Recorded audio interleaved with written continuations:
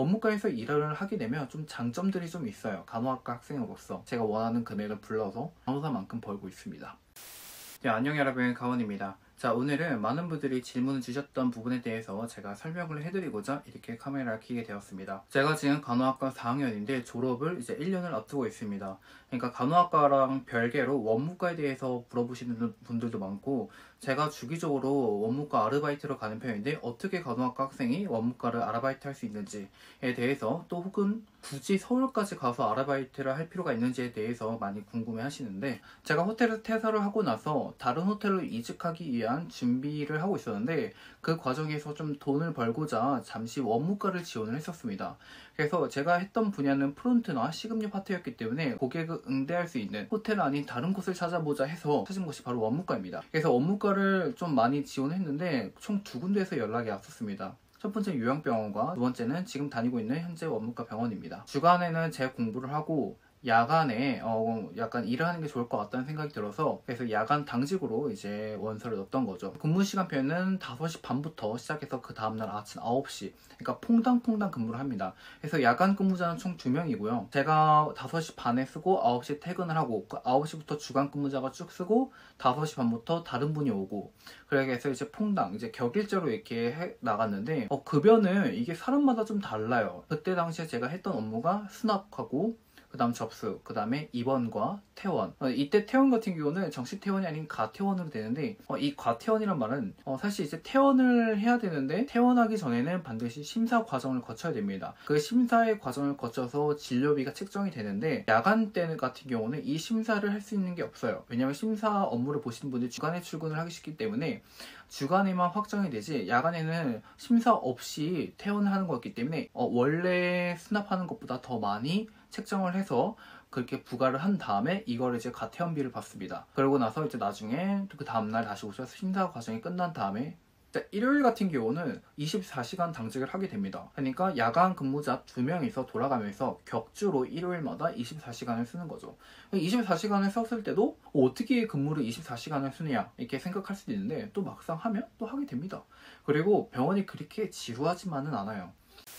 제가 원무 근무를 쓰면서 이제 친해진 병동 간호사분이 계셨는데, 그분은 이제 만학도로 이제 간호학과를 졸업한 지 얼마 안 된 상태였어요. 그런데 저한테 간호학과 가지고 왜 이런 일을 하고 있느냐 그래가지고 그때 귀에 혹해가지고 그때 간호학과를 지원하게 되었고, 2월 말에 붙게 되어서 병원을 다닌 지 한 3개월 만에 이제 퇴사를 하게 되었습니다.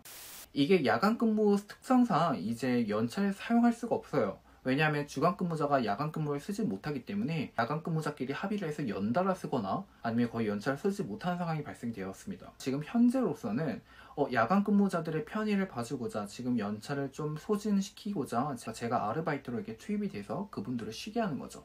그래서 저는 서울로 올라간 이유는 그분들이 연차를 사용했기 때문에 저는 그 대타로 이제 올라가서 근무를 해주는 건데, 아르바이트 일당도 좀 짭짤합니다. 그러니까 차비를 빼도 다 남는 장사예요. 병원 측에서는 아르바이트를 써야 되는데 야간 근무자를 할 수 있는 아르바이트가 누가 있을까 해서 제가 된 거고, 그 다음에 제가 원하는 금액을 불러서 이렇게 근무하게 되었습니다. 저는 그 해당 병원에 병동에 RN들 있죠.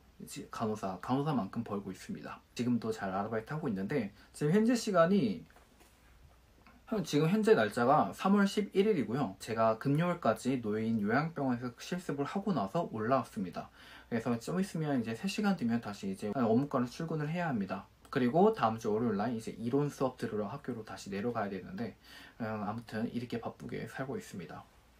그래서 저는 굉장히 만족스럽게 간호학과이면서도 원무과에서 아르바이트를 하고 있는데, 원무과에서 일을 하게 되면 좀 장점들이 좀 있어요. 간호학과 학생으로서 일단은 IV를 배울 수가 있다는 겁니다. 그래서 제가 응급실 직원하고 좀 많이 친한 편인데, 맨날 볼 때마다 환자들한테 IV 할 때마다 이렇게 유심히 또 지켜보기도 하고, 제가 하는 모습을 좀 봐주시기도 하고, 응급실 선생님들에게 IV를 놓기도 합니다. 이렇기 때문에 약간 IV를 이제 좀 더 빨리 배울 수 있다는 장점이 있고요. 그리고 의학용어를 잘 못 외우시는 분 있잖아요. 그러니까 제가 병원에 EMR을 보잖아요. 그렇기 때문에 EMR 속에 있는 의학용어를 수시로 접하기 때문에 굉장히 머릿속에 쏙쏙 박힙니다. 그래서 학교 다닐 때 의학용어 외에도 굉장히 도움이 되더라고요. 그리고 제일 좋은 거, 이제 그분들은 현역 RN들이기 때문에 제가 많은 조언을 들을 수가 있습니다. 그래서 저는 어느 병원을 가지? 병원 가서 잘할 수 있을까?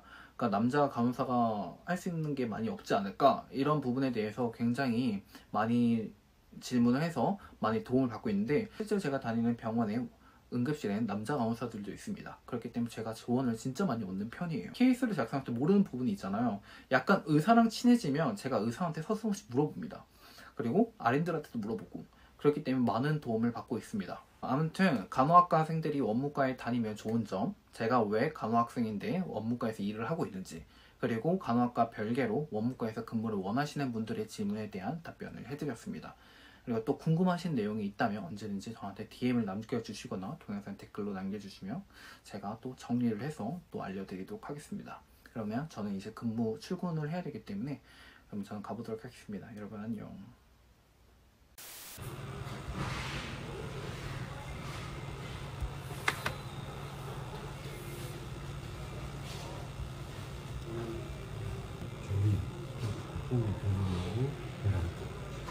안 먹을래요.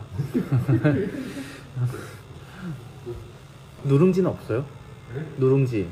그런 게 없어요. 아, 그거 안 먹어요 진짜. 어제 밤에는 그게 내가 오는 걸 못 봤거든요. 그래서 식자재 일요일 날 그 사람 쉬니까 안 오나. 그런 거 보니 식자재 안 왔네?